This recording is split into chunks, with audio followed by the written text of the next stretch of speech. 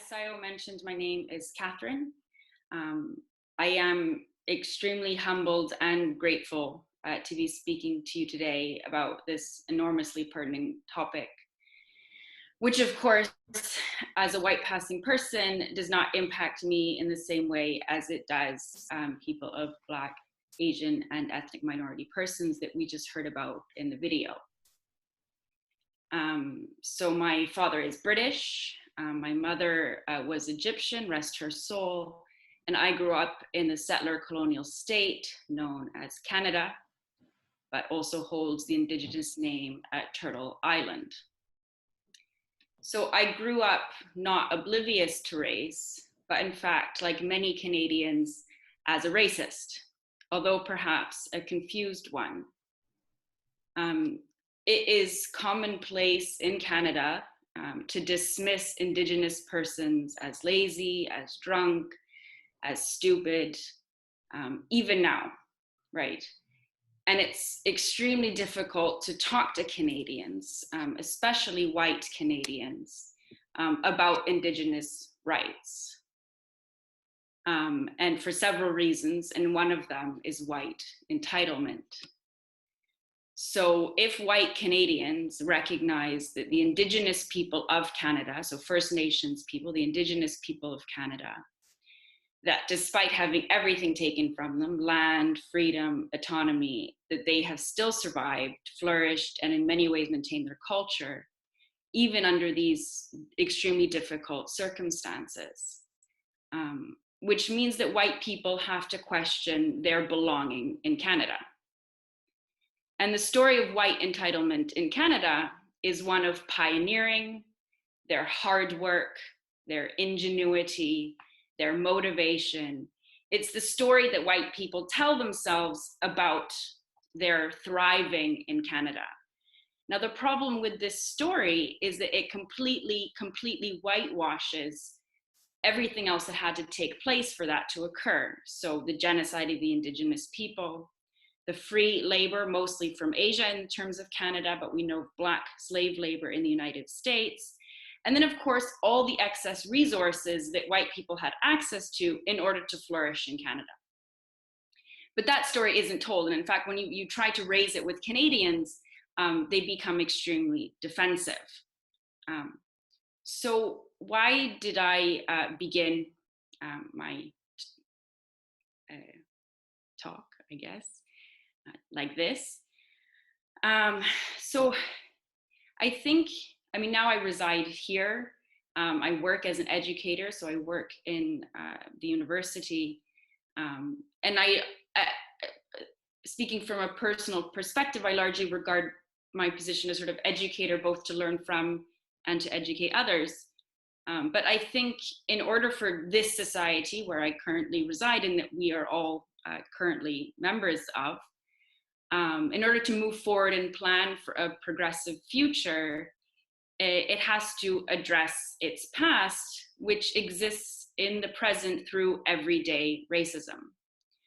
And this everyday racism makes white people and the sites of power completely ignorant and oblivious, but on purpose, to how their success is fundamentally tied to the hard work, servitude, and in many cases, slavery of Black and Asian and other ethnic minorities. And of course, also ignoring all the other aspects of these cultures, right? The beautiful histories of struggle and prosperity of people that travel. So the video that we watched was excellent because it pointed out how BAME persons in this country are disproportionately affected by Corona, but this is also happening, obviously, we know, in the United States. But what the video was less good at was identifying what we know are some of the sources of this problem, right? And then often in videos like this, it tries to sort of isolate BME persons as though they're victims, they're the issue. And it hardly ever brings into that perspective the culpability of white persons and white privilege in putting people in those positions, which happens over and over again, and it's just not talked about. So when these issues around the disproportionate impact on BAME staff, nursing staff, but not only nursing staff, so we know couriers in other sectors of the economy were working. When this news first came out, there were reports of nursing staff feeling that they were being disproportionately sort of put in precarious positions by their management staff, right? So management staff were putting persons of BAME backgrounds in more precarious positions.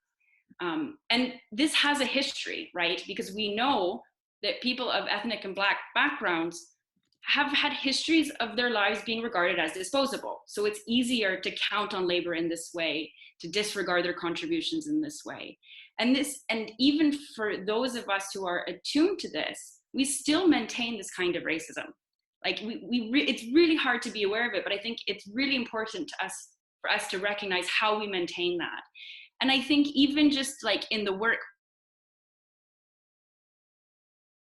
racialized, to do favors, to ask them to do more work, to not recognize their contributions as much, not recognize their positions as much. These are sort of like everyday racisms that continue to maintain this idea that the contributions of Black and brown persons are not recognized as valuable. So I think going forward, it's really important to be aware of these histories, to teach them to our friends and our families. I'm not the best at practical solutions, and I hope that today, sort of in our discussions, you can help me with this, and I can help you, and we can maybe have some more practical discussions. Just before I end, I just wanted to mention the work of an academic who's at the University of Sussex. Her name is Gurminder Bumrah. And their work has been, for me, extremely important in really highlighting the importance of recognizing this history for the current state that we find ourselves in Europe particularly, but also obviously in the United Kingdom. And they also have a magazine. Maybe I'll put a link to this in the comments later because it's excellent. And in their work, they made the argument that the only reason that the welfare state exists in Europe and the United Kingdom is because of the excess money that they gained during colonial times. So because of those resources that were taken from India, and she's done all the maths, and it's billions and billions of money, of currency in today's value, right? So I don't think we can even imagine how much was taken in terms of resources. So the only reason the welfare state exists in Europe is because of that excess money. So when we think of the welfare state today that is so European, is so protected, it has grown up through a history of taking resources from Black and brown people. Now, not only that, and I'm sorry to not only that, is that during that same period, unemployed people moved to Canada and the United States. And so all of that excess labor was then moved to the settler colonial countries of Canada and the US. So that, now we think about persons coming from all countries in unemployed positions. And not only do we look down upon this, but we don't regard it as a valid reason to move. But and that's been in the news a lot, right? We're kind of aware of that difference. But the important thing is that what it means for a country to be able to get rid of its unemployed persons and send them to a different state really allows Europe to thrive during this time. And this is when the welfare state grows. And so what Gurminder's saying in the work is like, when we understand the welfare state as being really European, white, we have to understand how people of Black and ethnic minorities in the United Kingdom have a different relationship to this welfare state. And so she says that it shouldn't be surprising that it continues to use Black and brown people as a kind of disposable labor. And as I said, I'm not the best at coming up with practical solutions, but I think having this history in our minds is really important. And she points out all European states, because even places like Sweden were able to get rid of unemployed labor. And there was mass migrations of people from all over the Nordic countries to the settler colonial states of Canada at this time. so yeah, kind of understanding how the welfare state might repeat some of these problems, might see people from former colonies as not equal citizens, that they don't have the same rights to the welfare state. And she's linking this specifically to the question of Brexit, right? That they don't have the same rights to the welfare state. So I'm finishing now. So I said, how do we learn going forward? I mean, these are really open-ended, but recognizing first where your own position and point of view comes from, what informs it, by admitting that we probably don't have already the answer. I mean, I'm kind of trying to answer to this question of the capacity to learn. So really, I think the capacity to learn has to come from initially addressing that you don't have all the answers, and that the answers that you do have come from a particular point of view or particular position, by opening up in an honest way to the contributions and positions of others without stereotypes. A lot of my work has been with Palestinians and Palestinian communities. And the amount of learning, I think, that comes from these kinds of exchanges is, for me, the most valuable thing that I have in my life, right? I think it's, so there's a long way to go, because this past is buried, especially here, that even when it tries to, as we saw in the video, even when it tries to make race obvious, it doesn't want to admit responsibility. And it doesn't want to take responsibility for that, saying, okay, yes, we see racism existing and look how everyone's being targeted. But then what does that mean to assume responsibility for that and to act, right? And not just by collecting more data, not by saying we need more numbers for why, no, like to act, to actually take action and responsibility for that racism and the impacts of it. Okay, thank you. Thank you very much for that, Catherine. Also to say, I just posted in the chat box the 2 questions that we will be asking you to discuss later on in the breakout rooms. The first one is, how do we organise to address the fact that BAME people are disproportionately affected by COVID-19? Think about the mutual aid groups, but also think about in general. Second question, how do we build the capacity to learn, as Catherine was just talking about, from different communities and guard against potential structural racism or discrimination within these, or the forms of organisation that we are in. So within the mutual aid groups, within the COVID support networks. So we're going to move on to Joe next, who is a friend of mine who's done a bunch of POC and queer organising, and who is also in an amazing band called Best Praxis, plays guitar, and who's in a mutual aid group in Haringey, in one of the Haringey wards. Cool, thanks. Thanks, Catherine. I think you did a really good job of giving the big picture. And my talk is going to be, so I guess for context, I'm not an academic. I'm very much a lay person, and I'm just going to talk about my experiences as a brown person, just kind of like trundling through mutual aid groups. Nothing particularly dramatic has happened, and it's all been really positive. And actually, some of the things I'll talk about now are things that I hadn't really thought about until I was reflecting on what I would say here. And I thought, oh, hang on. So when I originally started getting involved with the mutual aid groups, there were 2 that I was part of, and I ended up staying in one and leaving another one quite early on. And I began reflecting on why that was and how that might be relevant. I also wanted to show a bit of a video as well. There's a lot of crossover, so I'm going to do it in a really clunky way. I'm going to show you a clip and then skip ahead a few minutes and show you the rest of the clip. I was just watching Channel 4 News yesterday, and a report from the Institute of Fiscal Studies came out, and it talked about death rates and the likelihood of deaths. And this is the sort of information that hasn't been too present so far, I feel like. So I thought it might also be useful to help set the context. And I guess, yeah, the other thing I want to say is there's probably loads of people here who are really, really well versed in all of this stuff, and there might be people who are only just starting to think about how things like race and gender and all these other things impact on the bigger picture of mutual aid work, and that's where I'm kind of pitching what I'm saying. So sorry if I'm sort of preaching to the choir here also, which I may well be doing. But yeah, I'm going to share my screen, and I'm going to get this Channel 4 News video up, so bear with me. Can everyone hear me still? Cool. The new research is significant because the IFS has taken into account age, gender and geography. They found that if you take two people of the same age living in the same local authority, a black Caribbean would be 1.7 times more likely to die than a white person, a Bangladeshi twice as likely, a Pakistani nearly 3 times, and a black African 3.5 times more likely to die than a white person.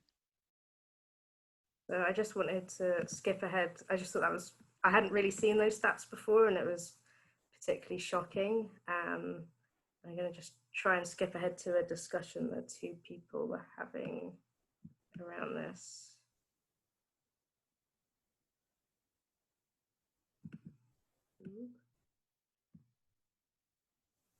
It starts. Reveal the terms of reference or timescale. Darshana Soni, Channel 4 News, Nottingham. Well, joining me now from Birmingham is Kahinda Andrews, Professor of Black Studies at Birmingham City University, and from Buckinghamshire, Dr. Nigat Arif, who's a frontline GP. Thanks very much to both of you for coming on the programme. Let me start with you, Professor Andrews. I mean, the evidence in Darshana's report was pretty conclusive and also, pretty damning. Were you surprised by what you found out, by what she found out? I think the real surprise is that anybody is surprised. I mean, if you look at most areas of healthcare, you'll find that there's significant disparities for minority communities. And when we see these things happen and coronavirus happen, we have this kind of idea that the virus doesn't discriminate, we're all in this together. But really, it's just unveiling the true realities of our society. And racism is a matter of life and death. These kind of disproportionate things we see in all areas of social life, and we should not be surprised at all at these figures. Dr. Arif, do you agree with Professor Andrews? Yeah, completely. I think what coronavirus has done is just put a mirror up to society to say that there are all these health inequalities, because we have known about them. In fact, earlier this year, the Marmot report that came out showed that from birth to life expectancy, there's a 12-year disparity and there's a north-south divide as well.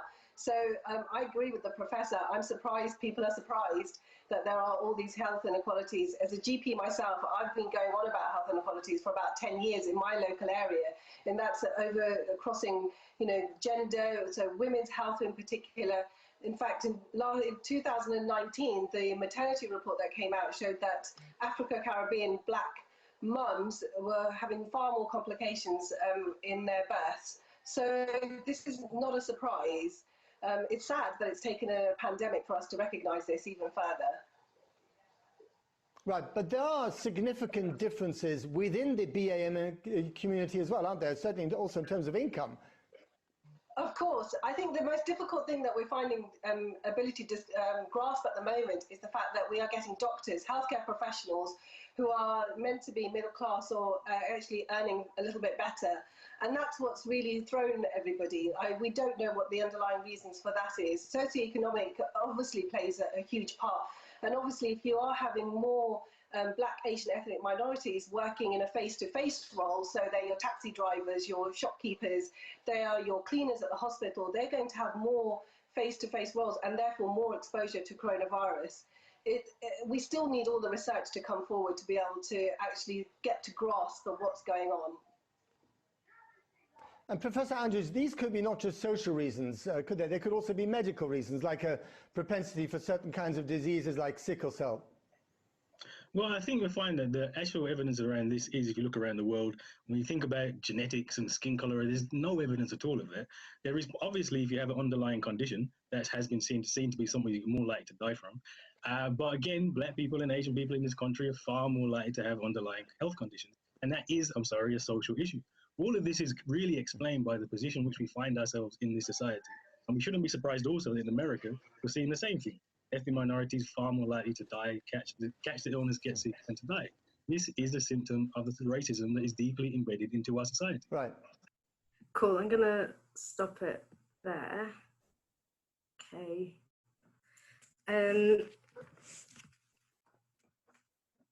Okay, so yeah, sometimes I find it a bit distracting when people talk about like all of the existing like propensity to be ill because, you know, Asian people have less vitamin D, and Black people are prone to sickle cell. And like, for me, I'm kind of less interested in all the side issues and more interested in like, this is the reality is what is happening now, is that people are disproportionately affected, and that's what we need to focus on, not necessarily think, I don't know, sometimes I think people use it as a, well, of course more Black and brown people are going to die because they're just sicker anyway.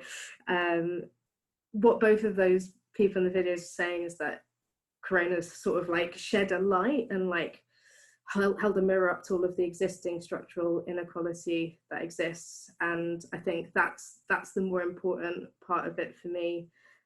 Hopefully we're all in agreement that people of colour and poor people are really disproportionately affected, and that it means that it's extra important to understand what these issues are and how they impact on what we're all trying to achieve collectively going forwards, just in exactly the same way that we would be like taking on board other pieces of information we're finding out about Corona. Like, this is also a similar piece of information that we need to act upon. And I guess what I find is that different people are people are prioritizing that differently, and so the struggle for me is how do we get as many people as possible to prioritize the things that we're hearing about now. So I guess for me it's like impossible to separate politics from like any of the things that I do in my life, let alone separating politics from something like our mutual aid efforts. So there's me on one hand. On the other hand, in the mutual aid group that I was part of, we've got people who feel really strongly that politics shouldn't be a part of the work that we're all trying to do. They've actively said like we shouldn't label this as left-wing or right-wing. And we've had a few people also leave the group because they felt that it was radical, even though I find that in the group I'm part of, we've actually done really well to keep it quite like accessible and not like saying the word radical left. Although, I mean, this is probably a discussion for another day, but I would obviously argue that like the stuff that we're doing is like inherently left wing mutual aid is, but just outside, yeah, I guess outside of that, people had been concerned about the inclusion of politics in the group, but I think we dealt with it pretty well. I just wanted to like take you through my journey through being part of two different groups and why I ended up leaving one of them quite early on as well. So where I live, I'm kind of on the border of two groups. So I was in both of them, and the vibe was quite relaxed in both of the groups. One of the groups really, really prone to having a lot of banter. There was actually no like racism involved, by the way, just in case you're gearing yourselves up for a really juicy story. It was really uneventful, but it did mean that I ended up leaving that group.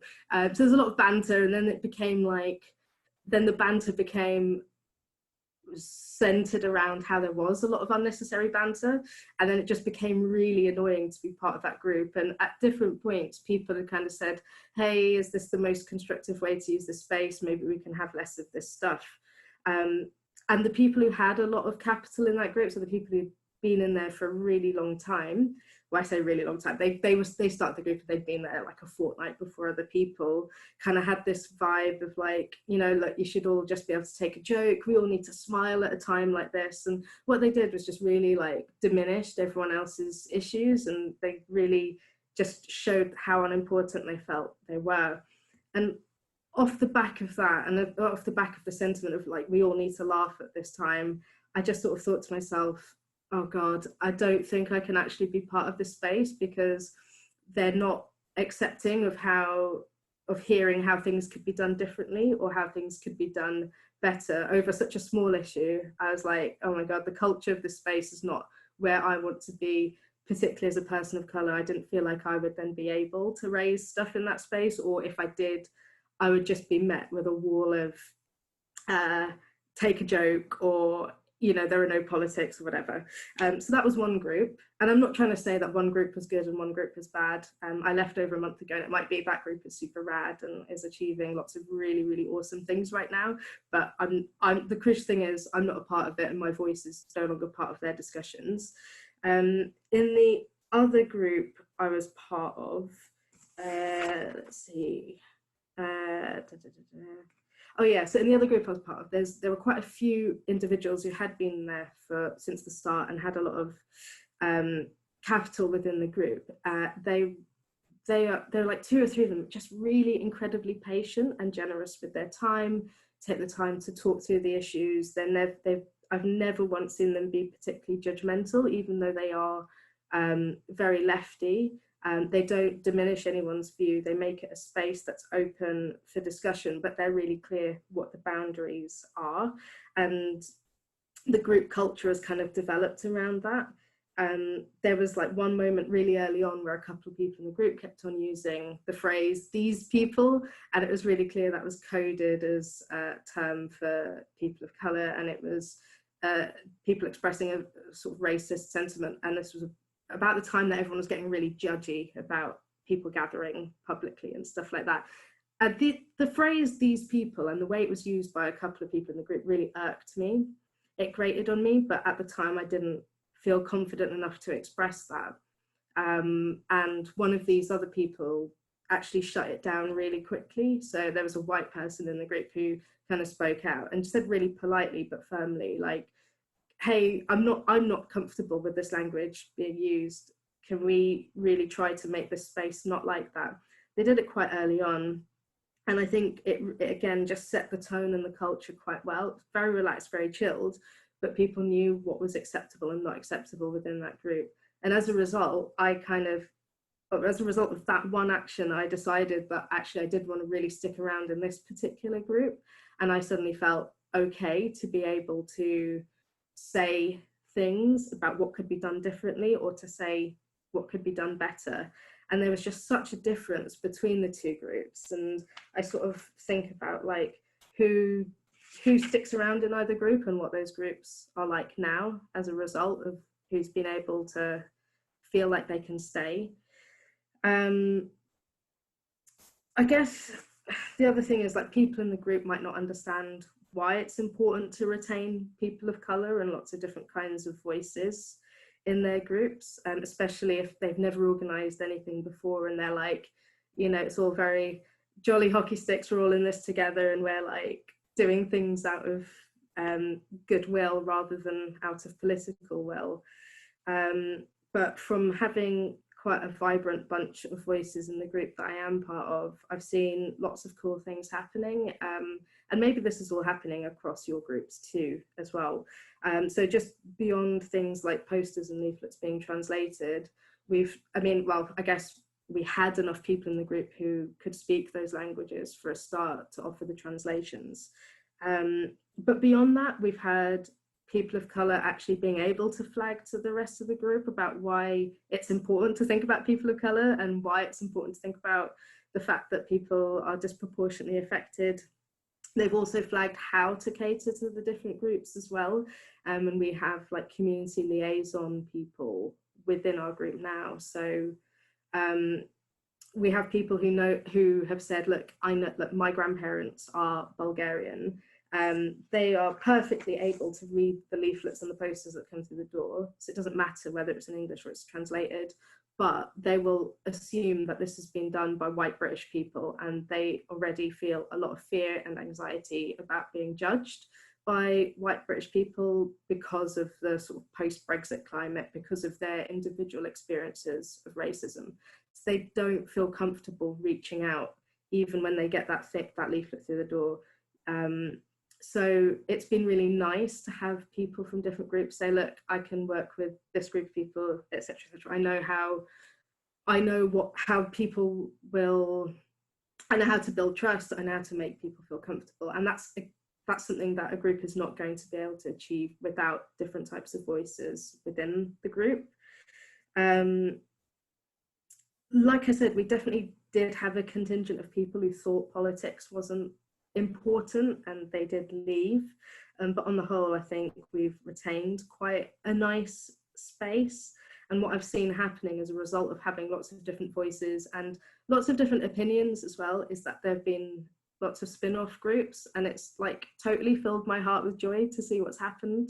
So we now have like a politics spin-off group, and everyone has come into this experience with very different levels of experience and really different opinions. And I've seen quite radical discussions happening around prison abolition, deportation, flights, all sorts of stuff. And I'm not saying that, oh yeah, now everyone's become like a really big radical lefty, but I have seen some people's opinions change, but I've also just seen people thinking about stuff for the very first time ever, and I think there's a huge benefit to that also. And I do often think back to what's happening in the other groups and what the other group and what they're able to achieve right now. So I guess, yeah, I'm not usually one for advocating for like making space for lots of opinions I don't agree with, and debating it, but I think I've seen it in practice, and I've seen how a couple of people have managed to shape a group so that, like I said before, the culture and the tone is of one where people understand that there are barriers, that they're not allowed to, or that it's not welcome to express types of sentiments, but people are able to ask questions or to, yeah, I guess share information about different radical ideas. So yeah, the things I think about are like, how do we proactively make spaces anti-racist so that we're not constantly having to react? Like, what are the things that we can do to just retain the voices of people of colour? Because as we can see, they are the most disproportionately affected. So how do we do that? How do we make people feel comfortable, like they can raise issues and that their presence is welcome? And also, how do we share this idea with other people in our groups as well who don't prioritize this? Like, how do we actually get people to understand that this is, it's stark, like seeing the statistics at the beginning of the stuff I showed this from the Institute of Fiscal Studies, like it's really, really stark. And like they said, like politics is like life and death at the moment. And that's something I really want people to understand. So yeah, I'll leave it there, but there we go. Thank you so much for that, Jo. It's got a bit noisy where I am right now, someone's hoovering. Hope that doesn't drown out my voice too much. So what we're going to do next is, well, first of all, I'm going to stop the recording, and then we're going to go into breakout rooms. There will be an invitation pop up on your screen. And then we're going to discuss these two questions that I posted earlier in the chat box. I'm going to repost them now in case anyone's joined recently and can't see the history of the chat box. So once you get the breakout room invite, go and join the breakout room. Take a minute or maybe two just to think through the questions before we start discussing. And then we'll take 15 minutes, so nearly to 5 past. To discuss in the breakout rooms, and then we'll come back here and share our thoughts together. So I'm going to stop the recording for now. Bye to everyone who's watching the recording.